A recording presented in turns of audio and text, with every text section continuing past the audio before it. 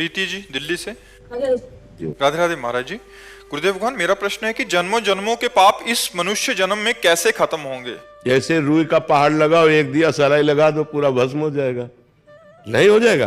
तो ऐसे ही ये दिया सलाई केवल भगवान के पास है, हमारे पास नहीं है, आपके पास नहीं है। भगवान ने कहा सर्वधर्मान परित्यज्य मामेकम शरणम ब्रज अहम त्वाम सर्व पापेभ्यो मोक्षयिष्यामि मा शुचः। तू सब धर्म कर्म को मेरे समर्पित करके मेरी शरण में हो जा, मैं तेरे सारे पाप नष्ट कर दूंगा। मैं तेरे सारे पाप नष्ट, भगवान सारे पाप नष्ट कर देंगे। तो हमें भगवान का नाम जप करना चाहिए, भगवान का नाम कीर्तन करना चाहिए, भगवान की लीला कथा सुननी चाहिए, भगवान के भक्तों का संग करना चाहिए, सब में भगवान की भावना करके सेवा करनी चाहिए। हमारे सारे पाप भगवान नष्ट कर देंगे। कभी ग्रस्त जीवन में रह के कभी कभी कुछ ना कुछ मुश्किलें आती है, मतलब ध्यान ऐसे भटक जाती है। नहीं, मुश्किल बच्चे हैं, ध्यान भटकता तो सबका है और मुश्किलें सबके आती हैं, आपकी ही बात नहीं है। हर मुश्किल से लड़ने के लिए हमें मनुष्य जन्म मिला है, भागने के लिए नहीं। सबके पास मुश्किलें हैं, चाहे बाबा जी हो, चाहे गृहस्थ हो, चाहे जवान हो, चाहे बूढ़ा हो, चाहे स्त्री हो, चाहे पुरुष हो। कोई ऐसा नहीं जिसके जीवन में मुश्किलें ना हो। क्यों भाई, तुम मुश्किल रहित हो क्या? हम भी मुश्किल में है, तुम भी मुश्किल में हो, लेकिन हम मुस्कुराते हैं, तुम चिंता में हो। मुस्कुराहट बनी रहे मुश्किलों में, इसीलिए मनुष्य शरीर मिला है। और वो तभी हो सकता है जब भगवान से जुड़े हो। अगर भगवान से नहीं जुड़े तो आप मुस्कुरा नहीं सकते, पक्का समझो। भारी से भारी विपत्ति और दुख में भी जो मुस्कुरा के कदम बढ़ावे वही तो मनुष्य है। जब भगवान को विपत्ति मिली तो हम इंसान को क्यों नहीं मिल सकती? राम जी को सुबह राज्य मिलना था और सामय के 14 वर्ष का वनवास मिला। थोड़ा विचार करो कि अगर हमारे पास ऐसी विपत्ति हो तो जीना मुश्किल हो जाए। सुबह चक्रवर्ती राजा बनना है और शाम के नंगे पैर वनवासी वेश 14 वर्ष किसी ग्राम में नहीं जाना। 14 वर्ष तक वनवास, कंदमूल फल पे जीना, कभी रोटी दाल नहीं खाना।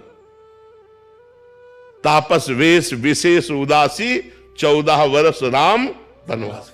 कितना बड़ा कष्ट भगवान को झेलना पड़ा। फिर हम इस मृत्यु लोक में जन्म लेकर मनुष्य होकर, ऐसी समस्याएं तुम्हारे पास है नहीं। बहुत छोटी छोटी समस्याएं आती है, उन समस्याओं का समाधान हम विवेक के द्वारा कर सकते हैं, हम भजन के द्वारा कर सकते हैं। हर समस्या का समाधान भगवान है। अगर हम भगवान से जुड़े, भगवान का नाम जप करें तो हमारे अंदर ऐसी बुद्धि आएगी कि हम लड़ सकते हैं, हम जी सकते हैं, हम दुख में भी जी सकते हैं।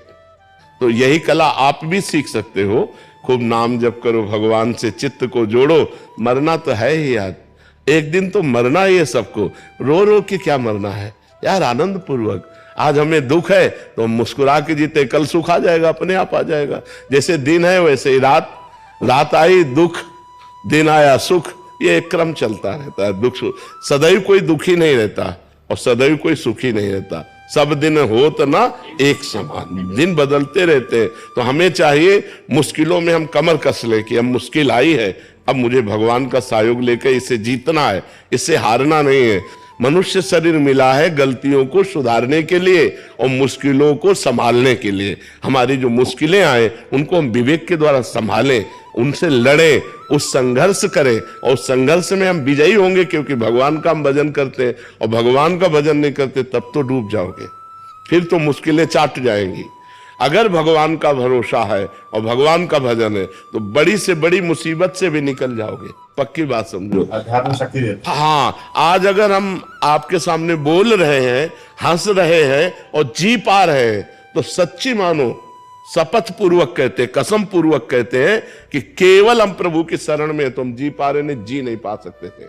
और अब मस्त रहते हैं क्योंकि प्रभु की शरण में मरना तो एक दिन है ही यार, है? बिल्कुल मस्त रहना चाहिए। मनुष्य जीवन मस्ती के लिए मिला है। वो मस्ती तभी रहेगी जब भगवान से जुड़ोगे। अगर भगवान से नहीं जुड़े तो मस्त नहीं रह सकते।